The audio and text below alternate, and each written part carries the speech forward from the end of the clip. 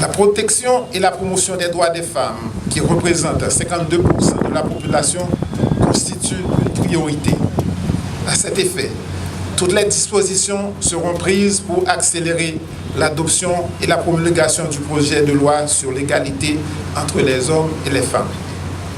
Dans le domaine de la consolidation de l'état de droit, la procédure pour la mise en place du Conseil électoral permanent, déjà enclenchée, sera bientôt complétée dans le strict respect de la Constitution.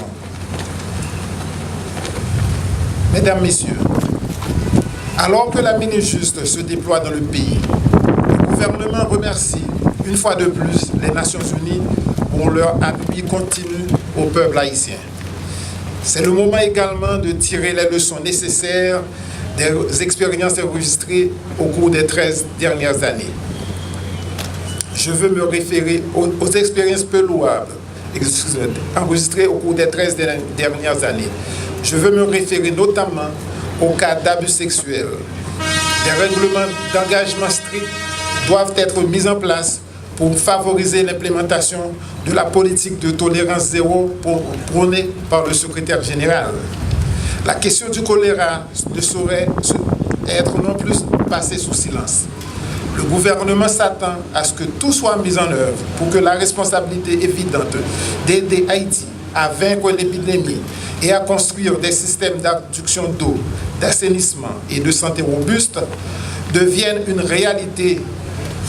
La mise en application intégrale de la nouvelle approche proposée par le secrétariat général et adoptée par l'Assemblée générale ne peut plus attendre, car le nombre de victimes, environ 10 000, continue d'augmenter en dépit d'une certaine diminution du taux d'incidence épidémiologique.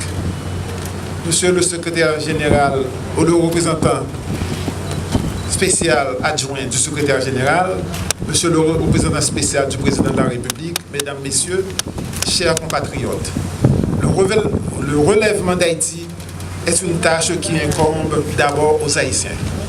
Le peuple haïtien est plus que jamais déterminé à prendre son destin en main.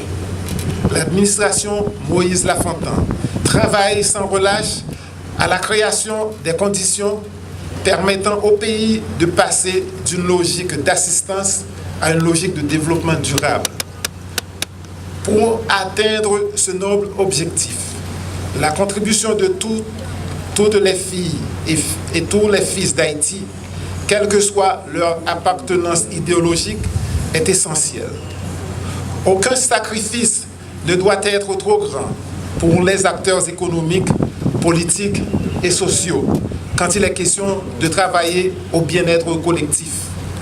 La mise en place des conditions propices à l'avènement de cette nouvelle ère à laquelle nous aspirons tous passe nécessairement par l'établissement d'un dialogue ouvert et inclusif